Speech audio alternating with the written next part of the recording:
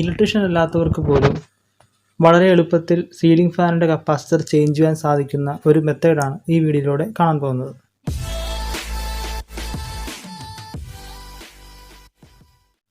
Ceiling ഫാനുകളുടെ speed കുറവാണെങ്കിൽ നമ്മൾ ആദ്യം ചെയ്യേണ്ടത് അതിൻ്റെ കപ്പാസിറ്റർ ചേഞ്ച് ചെയ്യുക എന്നുള്ളതാണ്. സാധാരണ കപ്പാസിറ്റർ ചേഞ്ച് ചെയ്യാൻ വേണ്ടി നമ്മൾ ഇലക്ട്രീഷ്യന്മാരുടെ സഹായം തേടുകയാണ് ചെയ്യാറുള്ളത്. ഇലക്ട്രീഷ്യന്മാർക്ക് കൊടുക്കുന്ന പൈസ നമുക്ക് ലാഭിക്കാനുള്ള വളരെ എളുപ്പ മാർഗ്ഗമാണ്. ഇത് സിമ്പിളായിട്ട് ചെയ്യുന്ന ഒരു മാർഗ്ഗമാണ് ഇപ്പോൾ കാണിക്കുന്നത്. കപ്പാസിറ്റർ മാറ്റുക എന്നുള്ളത് നമുക്ക് ഒരുപാട് ടെൻഷൻ അടിക്കേണ്ട കാര്യമൊന്നുമില്ല. നമുക്കതൊന്ന് എങ്ങനെയാണെന്ന് നമുക്ക് നോക്കാം. ഇതാണ് കപ്പാസിറ്റർ.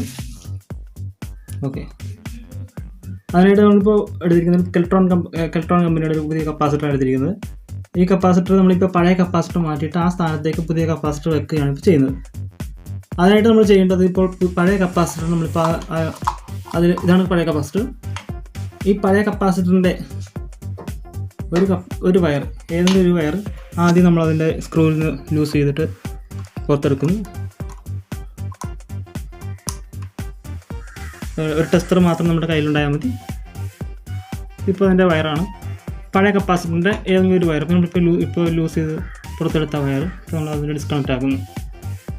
എന്നിട്ട് പുതിയ കപ്പാസിറ്റർ എടുത്തിട്ട് അതിൻ്റെ ഒരു വയറെടുത്ത് നമ്മളിപ്പോൾ സീലിംഗ് ഫാനിൻ്റെ ഒരു വയറിലേക്ക്, നമ്മളിപ്പോൾ ഇതിൻ്റെ സ്റ്റാർട്ടിങ് വൈൻഡിങ്ങും റണ്ണിങ് വൈൻഡിങ്ങും ചെക്ക് ചെയ്യേണ്ട കാര്യമൊന്നുമില്ല. അതുമായിട്ട് ഒരുപാട് കാര്യങ്ങൾ നമ്മൾ മനസ്സിലാക്കണമെന്ന് നിർബന്ധമൊന്നുമില്ല.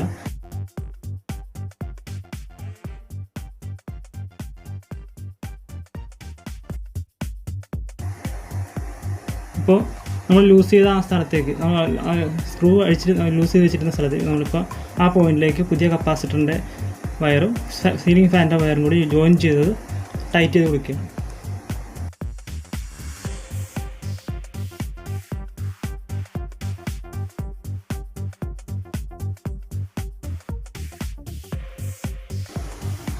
അടുത്തതായിട്ട് പഴയ കപ്പാസിറ്ററിൻ്റെ വയർ കണക്ട് ചെയ്ത് വെച്ചിരിക്കുന്ന ആ സ്ക്രൂ നമ്മൾ ലൂസ് ചെയ്യുകയാണ്.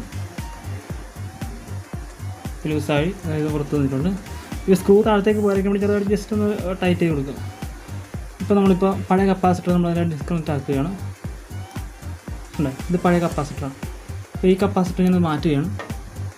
എന്നിട്ട് പുതിയ കപ്പാസിറ്ററിൻ്റെ അടുത്ത വയർ ഈ വയറിലേക്ക്, സീലിംഗ് ഫാനിൻ്റെ വയറിലേക്ക് നമ്മൾ ജോയിൻ ചെയ്യുന്നു.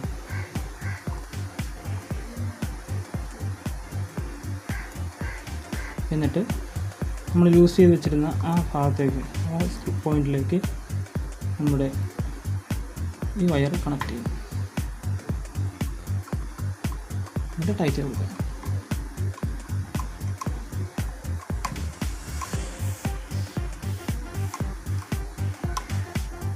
നന്നായിട്ട് ടൈറ്റ് ചെയ്യണം, വയർ ഊരി പോരരുത്.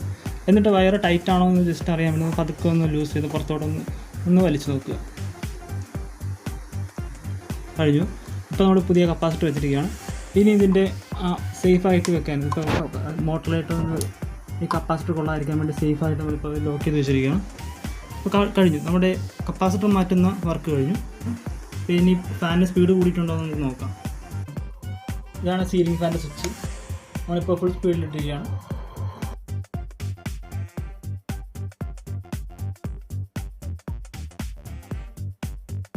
ഇപ്പോൾ നല്ല വ്യത്യാസമുണ്ട്, നല്ല കാറ്റുണ്ട് ഇപ്പോൾ.